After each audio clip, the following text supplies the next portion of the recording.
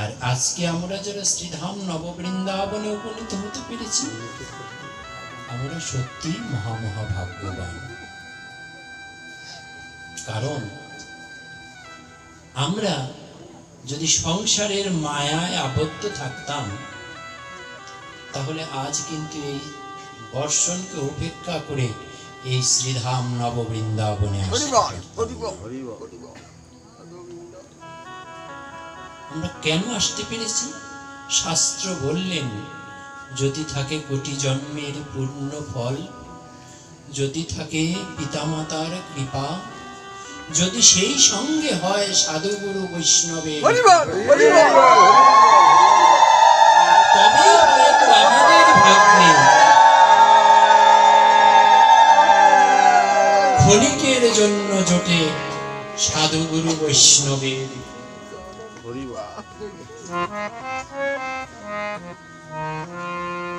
কারণ আমরা মায়ামোহে আবদ্ধ হয়ে আছি বাবা। সংসারটা মায়া। শাস্ত্র বললেন, ভগবান বললেন, আমরা এসেছিলাম গোবিন্দ তোমার সেবা অর্চনা করার জন্য, তোমার পূজা করব, তোমার সাধন ভজন করব, সাধুগুরু বৈষ্ণবের চরণ ধুলি শিরে ধারণ করব। দেহটা কর্ম ইন্দ্রিয় লাগিয়ে রাখলে হৃদয়টা সদা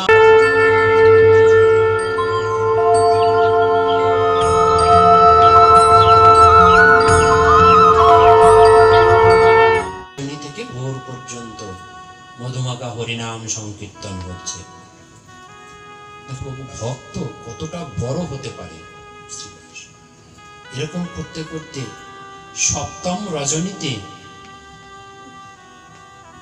শ্রীবাস অঙ্গিনায় যখন নাম করতে এসেছে বাবা, হঠাৎ করে শ্রীবাসের যে পুত্র সন্তানটি ছিল, পুত্র সন্তানটি বিয়োগ ঘটেছে। ইহজগতের মায়া মমতা ত্যাগ করে চলে গিয়েছে। এদিকে শ্রীবাসের স্ত্রী শ্রীবাসকে বলছে যে, স্বামী, আমাদের সন্তান যে আমাদের ছেড়ে চলে গেল। শ্রীবাস বলছে যে, ওগো সহধর্মিনী, শোনো, সন্তান যদি আমাদের হতো, আমাদের ছেড়ে কখনো যেত না। যে কয়দিন আমাদের ছিল, সে কয়দিন আমাদের কাছেই ছিল। আজ হয়তো আমাদের নেই। তুমি একটি কাজ করো, প্রভুর আসার সময় হয়ে গেছে, প্রভু পার্শ্বদের নিয়ে এখনই আমার গৃহে আসবে কীর্তন করতে। কিন্তু যদি তুমি ক্রন্দন করো, তাহলে আমার প্রভু জেনে যাবে যে আমার আঙিনায় কোনো দুর্ঘটনা ঘটেছে। আর তাতে কি হবে? তাতে আমার প্রভুর কীর্তনে ব্যাঘাত ঘটবে। ভজন কতটা কঠিন, কতটা বস্তু, একটু ভাবুন হৃদয় দিয়ে। নিজের সন্তানের বিয়োগ ঘটেছে। শ্রীবাস বলছে যে, ভগবান আসবে আমার দুয়ারে কীর্তন করার জন্য। এখনই যদি আমি এই পুত্র সুখে কান্না করি, বা তুমি যদি কান্না করো, তাহলে আমার প্রভু জেনে যাবে যে আমরা মায়ার মোহে এখনো আবদ্ধ হয়ে রয়েছি। তাই তুমি কাজ করো, তুমি সন্তানকে গৃহ মাঝে নিয়ে রাখো।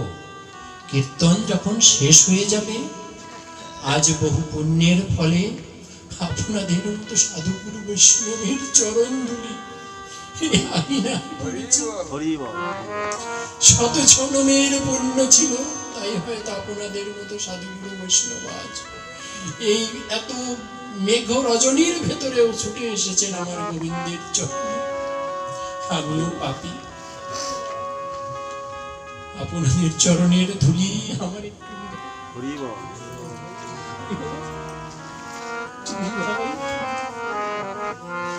আমার মস্তকে তুলে দেবেন। কারণ আপনারা তো পূর্ণবান, আপনারা ভাগ্যবান, আপনারা ছুটে আসতে পেরেছেন এই শ্রীধাম বৃন্দাবনে। কিন্তু আমি কীটানুকীট, আমার পক্ষে তো ছুটে যাওয়া সম্ভব হয় না। আমি তো সেই মায়ার মোহে আবদ্ধ হয়েই রয়ে গেলাম। আমার পক্ষে হলো না সাধুগুরু বৈষ্ণবের সঙ্গ করা, সাধুগুরু বৈষ্ণবের সেবা অর্চনা করা। প্রভু, তাই হে সাধুগুরু বৈষ্ণব, কৃপা করে আপনারা আপনাদের চরণের ধুলি আমার আমি যেন জীবনের শেষ নিঃশ্বাস পর্যন্ত যেন আপনাদের চরণের ধুলি শিরে ধারণ করি।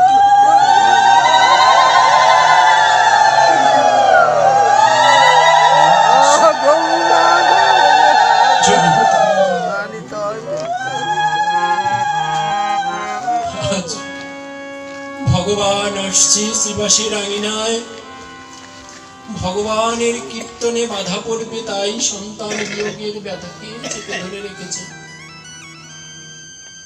ভক্ত কত কঠিন ভাবো, সন্তান বিয়োগ হয়ে গেছে, বলছে সহধর্মিনীকে, তুমি এই গৃহ মাঝে সন্তানকে কোলে নিয়ে বসে থাকো, প্রভুর নাম যখন শেষ হবে, প্রভু কীর্তন শেষ করে যখন গিয়ে প্রত্যাবর্তন করবে, তখন আমরা মিলে গিয়ে আমাদের সন্তানকে নিয়ে আমাদের শেষ কৃত্য করব।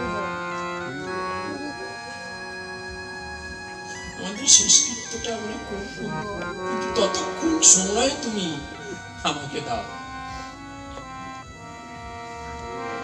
স্ত্রী কি করবে? সন্তানকে গৃহ মাঝে নিয়ে নয়ন জলে ভেসে যাচ্ছে আর কান্না করছে, হা গোবিন্দ, এ কি তোমার লীলা খেলা, এই কি তোমার খেলা? ভগবান বললেন, যে করে আমার আশ আমি করি তার সর্বনাশ, তবুও যদি না ছাড়ে পাজ, তবে আমি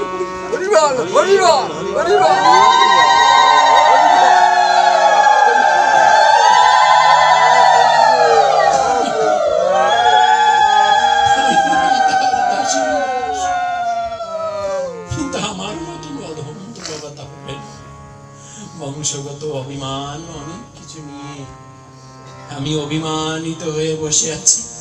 সাধুগুরু বৈষ্ণবের চরণ ধুলি আমার মস্তকে জোটে। আমি যে গোবিন্দ সঙ্গ করব, কি করে করব সেটাও তো আমার হয় না, সেই যোগ্যতা আমার নেই। আপনারা কৃপা করে ছুটে এসেছেন, আমাকে বেঁধে রেখেছিল যে মায়া আজ গৃহ মাঝে কন্দন করছে। দল বল নিয়ে পার্শ্বত সহ আজ প্রতিদিন তো একটু দেরিতেই গৌর হরি আসেন, কারণ 12টার আগে তো কীর্তন শুরু হন না।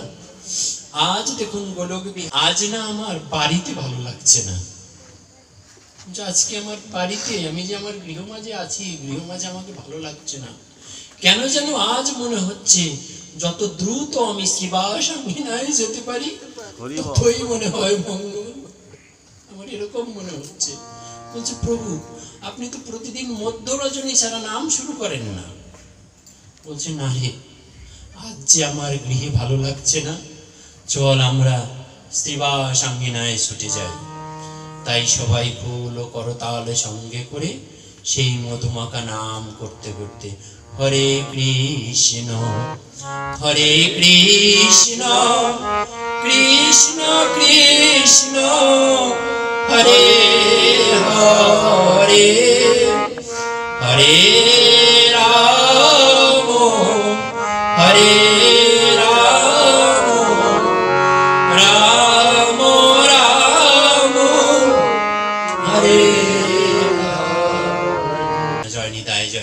শ্রীবাস আঙিনায় উপনীত হয়েছে। ঘরের দ্বার খুলে গৃহ মাঝে কীর্তন হতো তো বাবা। ভজন দুই ভাগে বিভক্ত, জাগতিক জগতের ভজন, কি বাবা তাই তো? একটি হচ্ছে জাগতিক জগতের ভজন, আরেকটি হচ্ছে হৃদয় জগতের ভজন। জাগতিক জগতের ভজন হলো আমাদের গৃহ মাঝে গোবিন্দ রয়েছে, তাকে আমরা ত্রিসন্ধ্যা ফুল জল দিয়ে তার চরণে আমাদের আত্ম অর্ঘ্য নিবেদন করব। এটি হচ্ছে আমাদের বাহ্যিক জগতের ভজন। কিন্তু বাবা, আমাদের হৃদয় মন্দিরেও তো একজন বসে আছেন কান্ডারি হয়ে। কান্ডারি হয়ে যিনি বসে রয়েছেন, তাকে তো আমাদের সেবা যত্ন পূজা অর্চনা দিতে হবে। তাই এটি হচ্ছে আধ্যাত্মিক জগতের ভজন। আধ্যাত্মিক জগতের ভজনের অধিকারী যখন কোনো ভক্ত হন, তখন সেই ভক্তের মাঝে বাবা আর জাগতিক জগতের কোনো কিছু থাকে না। কে সন্তান, কে পুত্র, কে পিতা, কে বন্ধু, কোনো কিছুই তার থাকে না। তার একটাই লক্ষ্য থাকে, সে কি সর্বজীবে সে শুধু গোবিন্দকে দর্শন করতে থাকে। পুত্রের মাঝেও ভগবানকে দেখে, স্বামীর মাঝেও ভগবানকে দেখে, সর্বত্রই শুধু তার ভগবান আর ভগবান। ভগবান ভিন্ন কোনো কিছু তার দর্শন হয় না। এই আধ্যাত্মিক জগতের ভজন, কারণ হৃদয়ে তো ভক্ত, হৃদয়ে কষ্ট লেগেছে, আমার গোবিন্দের হৃদয়ে কষ্ট লেগেছে, তাই গোবিন্দ আজ দ্রুত ছুটে এসেছেন। ছুটে এসেছেন, গৃহ মাঝে কীর্তন হচ্ছে বাবা, কিন্তু ওই যে ওই দিনের মতন আনন্দ হচ্ছে না। কীর্তনে যে আনন্দ, মহাপ্রভুর সে আনন্দ আসছে না, আনন্দ আসছে না। প্রভু তো আমার অন্তর্যামী, আনন্দ আসছে না। চিবাসকে ডাকছে, চিবাস এই আজ তো আমার ভালো লাগছে না। আমার যে আনন্দ, কীর্তনে যে আমি আনন্দ, যে রস আস্বাদন করি, যে মধুর রস আমি আস্বাদন করি, সে রস তো আমি পাচ্ছি না। বলছে না প্রভু, কোনো কিছু হয়নি, কোনো সমস্যা নেই, সব ঠিক আছে, আপনি একটু কীর্তন করুন। আবার শুরু করলো সবাই হরে কৃষ্ণ হরে কৃষ্ণ। হচ্ছে না, কোথায় যেন সমস্যা। বলছে না প্রভু, কোনো সমস্যা নেই। তৃতীয়বার চিবাসকে ডেকে বলেছে, চিবাস কি হয়েছে একটু বলো না। বলছে প্রভু কিছুই হয়নি, জাগতিক জগতের লীলা, জাগতিক যা হয়েছে সেটা জাগতিক জগতে হয়েছে, সংসারে হয়েছে, হৃদয় মন্দিরে কিছু হয়নি। যখনই চিবাসে এই কথা বলেছে, তখন আমার চৈতন্য মহাপ্রভু বলেছে, চিবাস তুমি লুকাচ্ছ, কিন্তু আমি গোলক বিহারী হরি, অনাদিরাতে প্রাণ গোবিন্দ, সর্ব কিছু আমি জানি। আমার ভিন্ন পৃথিবীতে কিছু নেই, আমি সমস্ত কিছু জানি। তুমি যে লুকাচ্ছ, কি হয়েছে সেটা বলো। আমি যখনই বলেছি আমি সমস্ত কিছু জানি। মা তো বাবা গৃহ মাঝে সন্তানকে, সন্তানের সবকে কোলে নিয়ে কান্না করছে, নয়ন ধারায় ভেসে যাচ্ছে। যখনই বলেছে যে আমি তো সব কিছু জানি, চিবাস পত্নী তখন ঘর থেকে সন্তানকে নিয়ে ছুটে এসেছেন গোবিন্দের কাছে। বাহ্যিক ক্রিয়া হারিয়ে গোবিন্দের কাছে ছুটে এসে বলেছে, প্রভু তুমি যদি সবই জানো, তাহলে এই হেন সময়ে আমার পুত্রের বিয়োগ কেন হলো? যখনই বলেছে, চৈতন্য মহাপ্রভু দেখছে যে শ্রীবাসের সন্তান মৃত। বলছে, শ্রীবাস তুমি, তোমার সন্তানের বিয়োগ ঘটেছে, তাকে ঘরের ভিতরে লুকিয়ে রেখে তুমি আমাকে বলছো প্রভু নাম করেন, আমার যেন কোনো কষ্ট না হয়, নামে যেন কোনো বাধা না হয়, তার জন্য তুমি লুকিয়ে রেখেছো। হেন মহান তুমি, যেটা আমি হলেও হয়তো পারতাম না, তুমি সেটা করেছো, কারণ ভক্ত শ্রেষ্ঠ। ভগবান বলেছেন, আমা হতে আমার নাম বড়, নাম হতে আমার ভক্ত বড়। ভক্ত হতে ভক্তের চরণ ধুলি।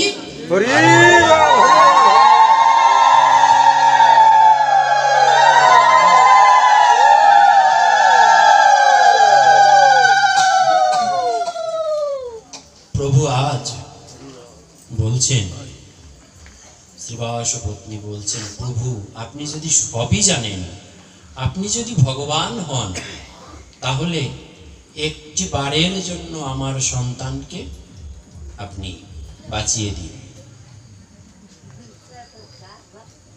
ভগবান বললেন, আমার কাছে যদি কেউ কিছু চায়, আমি তাকে কখনো ফেরাই না, আমি তাকে শূন্য হাতে দেই না। আর দেই না বলেই আমার মতন পাপী তাপী জীব একদিন অনায়াসে গোবিন্দ চরণ লাভ করবে। কি বললেন? যে অবজ্ঞায়, অবহেলায়, খেলায়, যেভাবেই হোক না কেন, শত্রুতা করেও যদি আমার নাম স্মরণ করে, আমি তাকে গোবিন্দ লোকে নিয়ে যাব। বাবা নিয়েছি।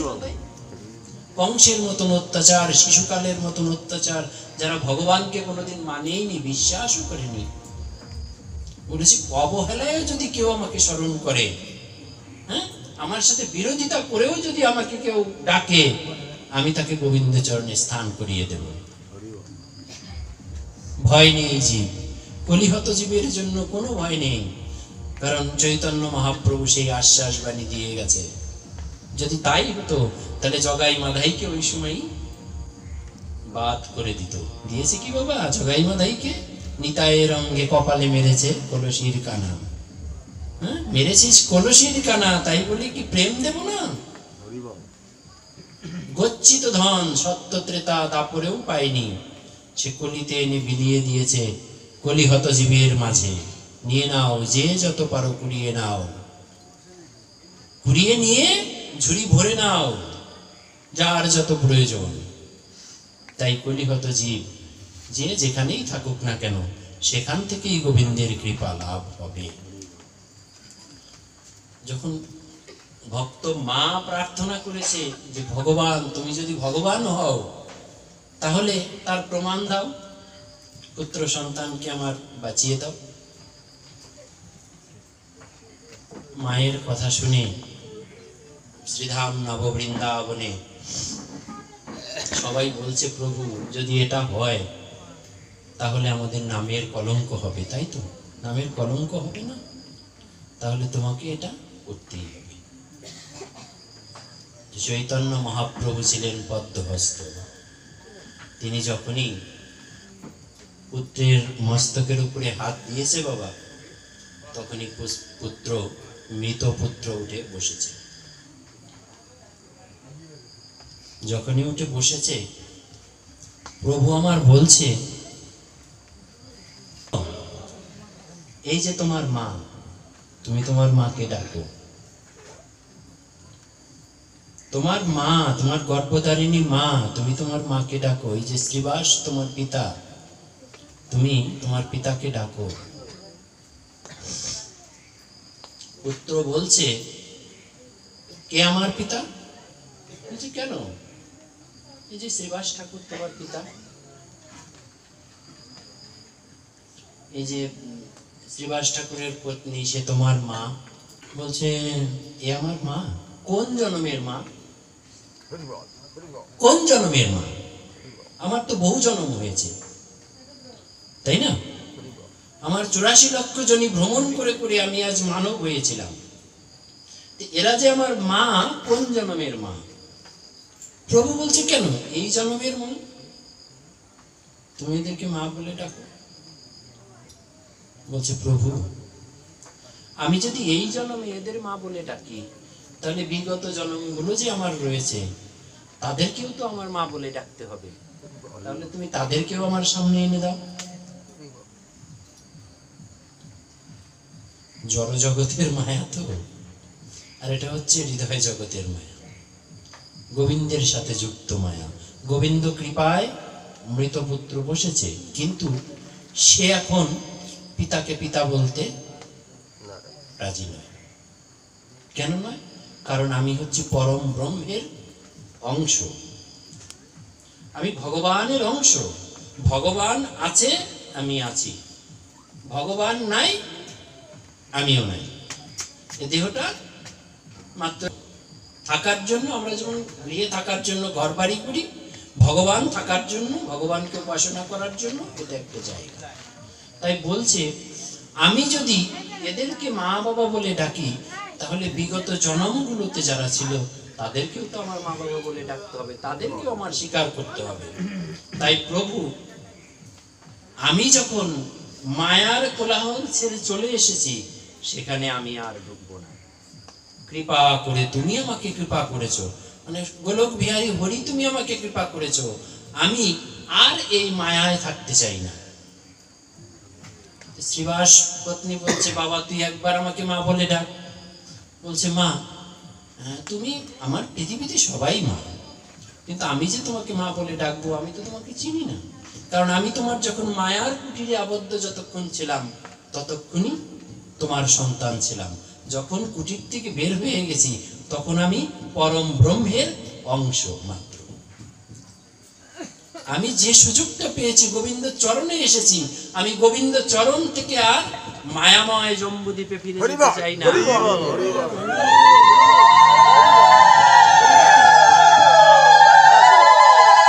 আমি আর মায়াময় জীবনে ফিরে যেতে চাই না, ওই সংসারে আমি আর ফিরে যাব না। তুমি কৃপা করে আমাকে আর ওই সংসারে ফিরে যেতে বলো না। আমি গোবিন্দ চরণে স্থান নেব। মৃত পুত্র শ্রীবাসের বললেন চৈতন্য মহাপ্রভু যে তোমরা পরম বৈষ্ণব, কিন্তু তোমরা এখনো মায়ার কোলে পড়ে আছো। আর শ্রীবাস ঠাকুর বললেন, দেখো পৃথিবীতে কেউ কারো নয়, সবাই একাই এসেছি, থেকে আমাদের আবার একাই বিদায় নিয়ে যেতে হবে। কেউ কারো সঙ্গে যাবে না, শুধু সঙ্গে যাবে কি সাধুগুরু বৈষ্ণবের সঙ্গ, গোবিন্দ গুণকীর্তন, এছাড়া আর কিছু সঙ্গে যাবে না বাবা। তাই যেটুকু সময় আছে সেটুকু সময়ই আমাদের সাধুগুরু বৈষ্ণবের সঙ্গ করতে হবে, গোবিন্দের গুণকীর্তন করতে হবে।